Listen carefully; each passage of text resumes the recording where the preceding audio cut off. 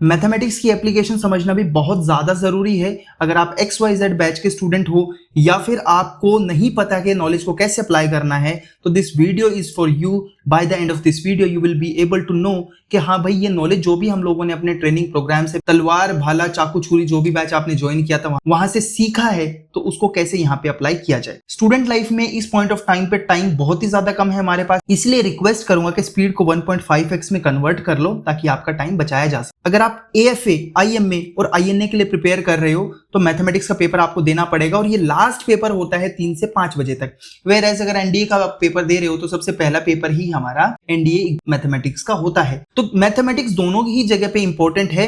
हमेशा हम लोगों ने CDS मैथ्स की बात की, आज थोड़ा सा NDA मैथ्स के बारे में बात कर लेंगे।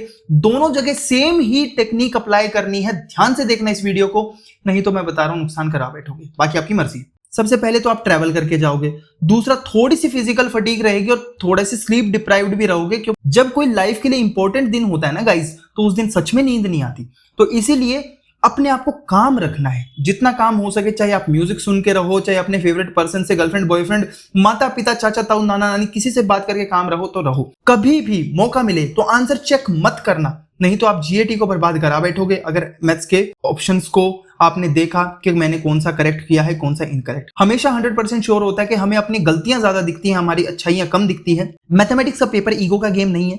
हम लोगों को 75 क्वेश्चंस अटेम्प्ट करने हैं और उसमें से नेट 60 करेक्ट करने हैं, तभी हमारा सिलेक्शन हो जाएगा, नहीं तो सिलेक्शन नहीं हो पाएगा। पेपर जब सामने आए तो सबसे पहले हमेशा की तरह ऑल इज वेल स्माइल करना है, कभी भी ईगो मिक्सिंग नहीं करनी। भाई ईगो का खेल नहीं है, बस हमें तो पेपर ही सॉल्व करना है ना। आप एक क्वेश्चन को सही करोगे मुश्किल वाले को तो भी उतने ही मार्क्स मिलेंगे, इजी वाले को सही करोगे तो भी उतने ही मार्क्स मिलेंगे। फ्लिप करने से पेपर हमें ये पता चल जाता है कि कौन सा सेक्शन है इजी और कौन सा मॉडरेट लेवल का है। और हार्ड लेवल के क्वेश्चन हम लोग नहीं करेंगे, क्योंकि यहाँ पे भाई कोई आपको सम्मानित नहीं करने वाला कि यहाँ पे भाई इसको, कि हाँ भाई ये बहुत महान आदमी है तो इसको दे दो आप लोग राष्ट्रपति अवार्ड, कोई नहीं दे रहा आपको। आपको एक ही चीज करनी है, जो इजी और मॉडरेट लेवल के क्वेश्चन है उनको ही सही करना है। और कैसे पता चलेगा? जब आप पेपर फ्लिप करोगे। कैसे करना है वो डेमो में बता दूंगा अभी थोड़ी देर के अंदर। कभी भी आंसर्स को चेक नहीं करना है भाई, भगवान के लिए रिक्वेस्ट बोल रहा हूं मैं, दया कर लो मेरे ऊपर, आंसर्स को चेक मत करना और राउंड वाइज तरीके से ही पेपर को सॉल्व करना है। राउंड वाइज तरीके से कैसे? कि भाई पहले जितने क्वेश्चन आ रहे हैं उनको सॉल्व करो, जो भी हम लोगों ने एक सीक्वेंस जनरेट किया है उसके हिसाब से।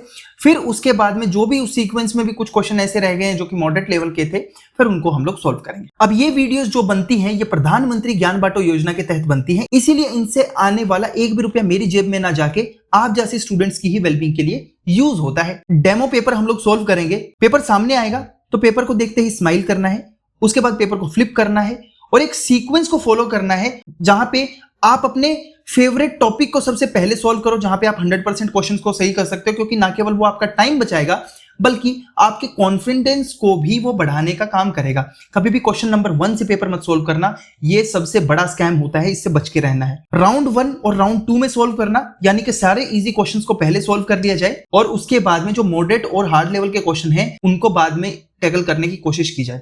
मॉडरेट को ज्यादा अच्छे से करना है, हार्ड को पॉसिबल हो तो स्किप ही कर देना। कोई भी क्वेश्चन सॉल्व करने से पहले कम से कम 2 बार उसको पढ़ना, क्योंकि कई बार है ना क्वेश्चंस के अंदर ही आंसर छुपे रहते हैं और हम लोग क्या होता है सिली मिस्टेक जो रीडिंग के अंदर कमिट करते हैं उसकी वजह से ही पूरा क्वेश्चन गलत कर बैठते हैं। पेपर के अंदर जो भी ऑप्शन आपको एलिमिनेट करने हैं उनको मार्क करते चले जाना, क्योंकि बाद में भी हमारी कोई मौसी का लड़का नहीं आ रहा ना बुआ की बेटी नहीं आ रही कि भाई उसको सोल्व करेगी, हमें ही करना पड़ेगा, चाहे अभी करें या बाद में आके करें। तो इसीलिए उसको लाइन मारते क्रॉस करते हुए चलना है, जो भी ऑप्शंस हम लोगों ने एलिमिनेट किए हैं। अब ये NDA 1 2023 का क्वेश्चन पेपर है, इसमें कैसे करना है? सबसे पहले पेपर आया तो क्या करना है? आप लोगों को स्माइल करना है। एक चीज और बताना चाहता हूं कि जब OMR शीट मिलती है तो उस पॉइंट ऑफ टाइम पे यार जो रोल नंबर वाला सेक्शन होता है ना उसको ध्यान से भरा करो। मुझे पता है कि आप लोग रोल नंबर वाला सेक्शन ध्यान से नहीं भरोगे, उसके बाद में आप लोगों का दिमाग इसी चीज में रहेगा कि हाय मैंने रोल नंबर गलत भर दिया, रोल नंबर गलत भर दिया। लेकिन टेंशन मत लो, अगर आप बाई चांस रोल नंबर गलत भी भर दिया जाता है ना तब भी आपका पेपर चेक होता है, क्योंकि 2 बार शीट के अंदर एग्जाम के अंदर रोल नंबर फिल किया जाता है।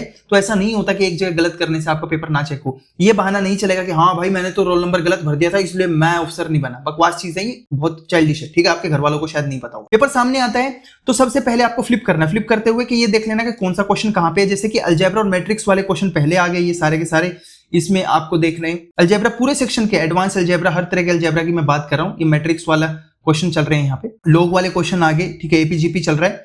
तो ऐसे ही फिर देखने आगे बढ़ते रहेंगे, हम बढ़ते रहेंगे। फिर ट्रिग्नोमेट्री आ रही है यहाँ पे, तो ट्रिग्नोमेट्री यहाँ पे, फिर ज्योमेट्री आ गई, 3D ज्योमेट्री या एडवांस ज्योमेट्री। इसके बाद में आगे बढ़ते बढ़ते अलजेब्रा आ गया, फिर ट्रिग्नोमेट्री दोबारा से आया, फिर दोबारा से ट्रिग्नोमेट्री आ गया, फिर यहाँ पे ज्योमेट्री आ जाता है, आगे बढ़े, फिर अलजेब्रा आ जाता है,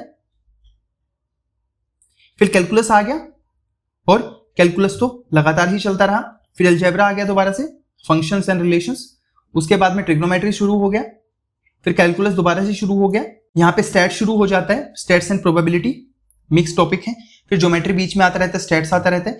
तो ये सारी चीज बकायदा आपको पेपर पे लिखनी है। अगर आप सीडीएस के स्टूडेंट है तो अगर आपका अरिथमेटिक वाला सेक्शन आया है तो वहां पे लिखना है अरिथमेटिक, अगर वहां पे अलजेब्रा आया है तो लिखना है अलजेब्रा, अगर वहां पे स्टैट्स का टॉपिक आया है तो स्टैट्स लिखना है। तो जहां आप सबसे ज्यादा कंफर्टेबल हो उसको सबसे पहले सॉल्व करो। आप में से यूजुअली लोग जो होते हैं, सबसे ज्यादा लोग कंफर्टेबल होते हैं स्टैट्स एंड प्रोबेबिलिटी के अंदर, उसके बाद में अलजेब्रा वाले टॉपिक में, उसके बाद में ट्रिग्नोमेट्री, उसमें बाद में 3D, और यूजुअली कैलकुलस लास्ट में आता है।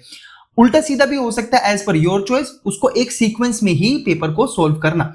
और अगर ऐसा लग रहा है ना आपने हाफ क्वेश्चन सॉल्व कर लिया और आपको लग रहा है ये 2 ऑप्शन नहीं है, तो इनको उसी टाइम काट लो, जो भी ऑप्शन है वहीं पे उसको काटा लगाओ, क्योंकि बाद में भी आपको ही क्रॉस करना है, ताकि आपको बाद में आके इस चीज के बारे में दोबारा से टेंशन ना लेनी पड़े, आपका टाइम बच जाएगा। ये सब करने के बाद में तो ऐसे ही पेपर को सॉल्व करते चलना है। हम लोगों को कोशिश करनी है कि हम 75 क्वेश्चन अटेम्प्ट करें।